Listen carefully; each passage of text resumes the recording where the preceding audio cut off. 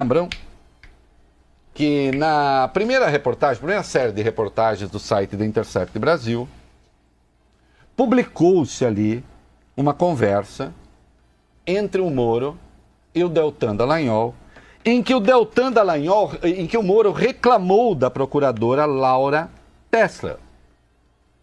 Eu não tenho nada contra a procuradora, a senhora reclama depois com o juiz e com o Dallagnol. Ele reclamou da procuradora. O que já é absolutamente impróprio. Absolutamente impróprio. Vocês imaginam o Moro chamando o Cristiano Zanin, advogado de defesa do Lula, mas não único, né, sempre tem as... Olha, esse seu auxiliar não é bom não, viu? É melhor você mudar. Ou então dá instrução para ele, porque assim não fica bom. Tem isso. Todas as vezes que eu vi o Moro se relacionar com advogado de defesa, ele foi muito ríspido, inclusive.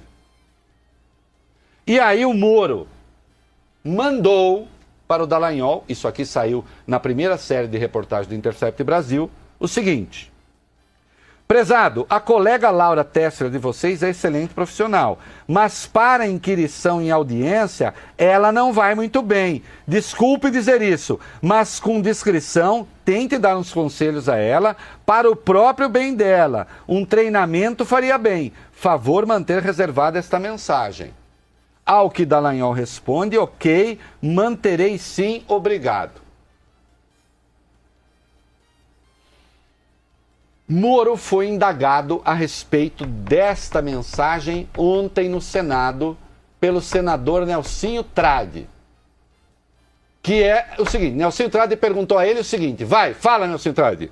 O que me soa algo estranho é se o ministro, então juiz, participou ou não da orientação de trocas de agentes protagonistas nessa operação.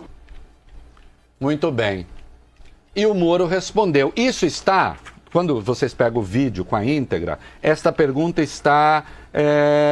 quer ver que minuto que eu peguei aqui? Às 6 horas, 20 minutos e 13 segundos. Tem essa pergunta. A partir de 6 horas, 23 minutos e 57 segundos, o Moro dá sua resposta longa lá, mas aqui sintetiza os principais trechos e tem um link, você pode ir lá e ouvir ela toda. Fala, Sérgio Moro. O Nelsinho Trade tratou a respeito da sua interferência na audiência do Lula, na sua interferência na composição da bancada acusatória. E Vossa Excelência respondeu o seguinte, vai. Pelo teor das mensagens, se elas realmente forem autênticas, não tem nada de anormal nessas comunicações. O exemplo que Vossa Excelência colocou é um claro exemplo de um factoide. Eu não me recordo especificamente dessa mensagem, né? Mas o que consta no texto específico divulgado pelo site é uma referência de que o determinado procurador da República não tinha um desempenho muito bom em audiência. E para dar uns conselhos para melhorar. Em nenhum momento no texto... Para melhorar para quem? Dar uns conselhos para melhorar o desempenho da procuradora? Da acusadora? Melhorar para quem? Ele já chamar isso de normal já é indecente, já é pornográfico. Já incide no inciso 4 do artigo 254. Que, aliás, fala em aconselhamento e o Moro fala em conselho. Mas solte o resto. Alguma solicitação de substituição daquela pessoa. Né? Tanto que essa pessoa continuou realizando audiências, realizando atos processuais, até hoje, né? Dentro da Operação Lava Jato. Se aconteceu de fato, não tem nada de ilícito. Não estou comandando a Força-Tarefa Lava Jato. Está sim. Como é que é? Tanto que essa pessoa continuou realizando audiências e atos processuais. Agora a revelação. Música de suspense. Diálogo inédito. Parceria do Intercept Brasil, o É da Coisa, meu blog. 17 minutos depois daquela conversa do Moro com o Dallagnol procura o Carlos Fernando, o outro procurador. Um que já me chama de cachorro. Au, au, au. Que é uma forma muito elegante de contestar alguém, né? Chama de cachorro e pronto. Deltan para Carlos Fernando. Recebeu a mensagem do Moro sobre a audiência também, a audiência do Lula? Carlos Fernando responde, não. O que ele disse? Deltan, não comenta com ninguém e me assegura que teu Telegram não está aberto aí no computador e que outras pessoas não estão vendo por aí que falo. Ele sabe o que ele está fazendo. Carlos Fernando responde, assim, ainda Deltan, você vai entender por que estou pedindo isso. Carlos Fernando, ele está o Telegram só para mim. Depois apagamos o conteúdo, diz o Carlos Fernando. Se o Carlos Fernando apagou, parece que o Deltan não, né? Deltan escreve. Aí o Deltan reproduz, retransmite a mensagem do Moro para o Carlos Fernando. Lá vai. Prezado, a colega Laura Tessler de vocês é excelente profissional, mas para inquirição em audiência, ela não vai muito bem. Desculpe dizer isso, mas com discrição, tente dar uns conselhos a ela, para o próprio bem dela, um treinamento faria bem, favor manter reservada esta mensagem. Aí, o Carlos Fernando escreve, vou apagar, ok? Deltan, apaga sim. Carlos Fernando, apagado.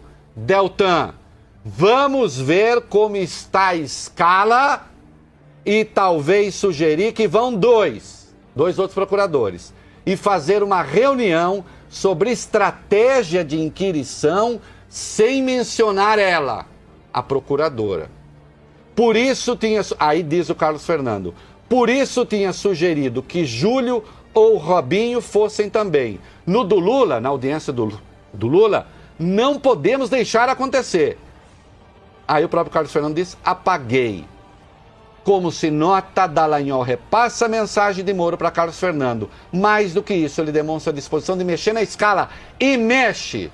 2 meses depois, no dia 10 de maio de 2017, o ex-presidente Lula depunha, então, pela primeira vez em Curitiba.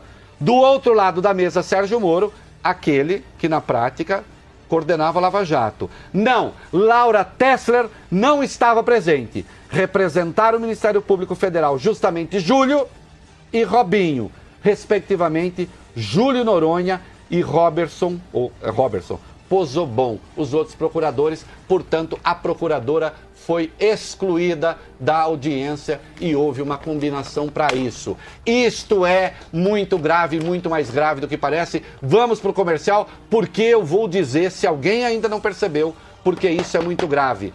Ontem, Sérgio Moro disse que a sugestão dele não tinha tido consequência nenhuma.